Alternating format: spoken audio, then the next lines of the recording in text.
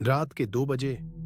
अगर आप अभी किसी सफर में हैं या कभी देर रात सुनसान हाईवे से गुजरे हैं तो ये कहानी आपके रोंगटे खड़े कर सकती है, क्योंकि आज की कहानी हमें भेजी है अमित ने, जिसने कसम खाकर कहा कि जो उसने उस रात देखा उसे याद करके आज भी वो अकेले सफर नहीं करता। ये बात साल 2021 की है। अमित अपने दोस्त रोहित के साथ रायपुर से नागपुर जा रहा था। दोनों ने सोचा कि रात में निकलेंगे तो सुबह तक पहुंच जाएंगे। शुरुआत में सब बिल्कुल सामान्य था। कार में गाने चल रहे थे, हंसी मजाक हो रहा था और हाईवे लगभग खाली था। लेकिन रात के करीब 1:40 बजे बारिश शुरू हो गई। धीरे धीरे इतनी तेज बारिश होने लगी कि सामने कुछ दिखाई देना बंद हो गया। रोहित ने कहा, भाई कहीं रुक जाते हैं, आगे चलाना रिस्की है।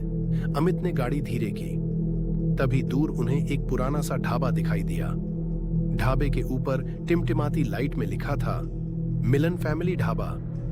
लेकिन अजीब बात यह थी, पूरा ढाबा लगभग खाली था। सिर्फ एक बूढ़ा आदमी काउंटर पर बैठा था। अमित और रोहित अंदर गए। जैसे ही दोनों अंदर पहुंचे उन्हें एक अजीब सी बदबू महसूस हुई, गीली मिट्टी और कुछ सड़ने जैसी। रोहित ने धीरे से कहा, भाई जगह थोड़ी अजीब नहीं लग रही? अमित ने मजाक में कहा, हॉरर फिल्म कम देखा कर। दोनों बैठ गए। वो बूढ़ा आदमी धीरे धीरे उनके पास आया। उसकी आंखें बिल्कुल लाल थीं और आवाज बहुत भारी। उसने पूछा, क्या लोगे? अमित ने चाय ऑर्डर कर दी। लेकिन तभी रोहित की नजर ढाबे के पीछे वाले हिस्से पर गई। वहां अंधेरे में एक लड़की खड़ी थी, पूरी सफेद ड्रेस में, भीगे हुए बाल और चेहरा नीचे झुका हुआ।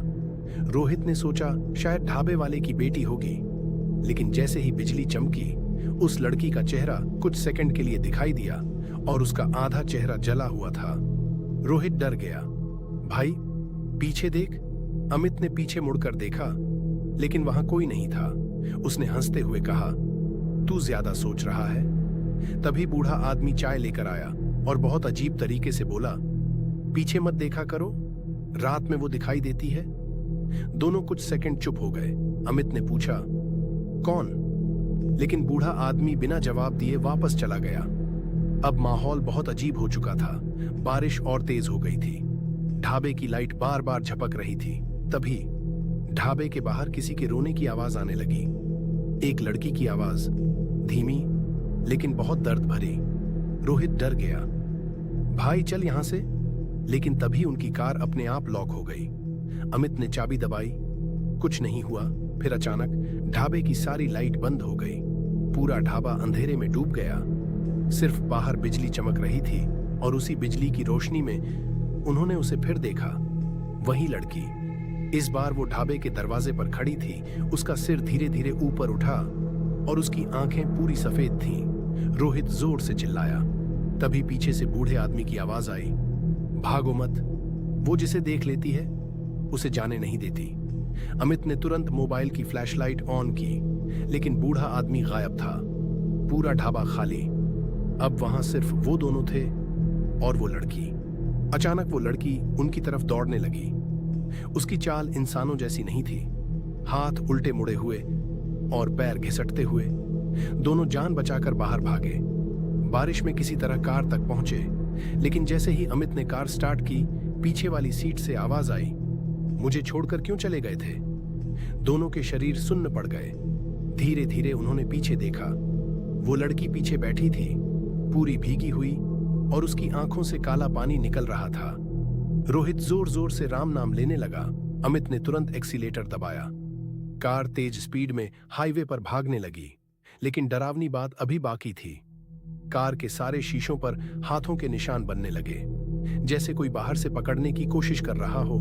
फिर अचानक कार के सामने वही लड़की आ गई। अमित ने जोर से ब्रेक मारा। कार घूमकर सड़क किनारे पलटते पलटते बची। दोनों किसी तरह बाहर निकले और तभी पीछे से ट्रक की तेज हेडलाइट आई। ट्रक ड्राइवर ने उन्हें देखा और तुरंत रोका। दोनों कांपते हुए उसके पास गए। जब उन्होंने ढाबे के बारे में बताया तो ट्रक ड्राइवर का चेहरा उतर गया। उसने धीरे से पूछा, तुम लोग मिलन ढाबे में गए थे? अमित ने कहा, हाँ। ट्रक ड्राइवर कुछ सेकंड चुप रहा, फिर बोला, वो ढाबा 5 साल पहले बंद हो चुका है। दोनों के पैरों तले जमीन खिसक गई।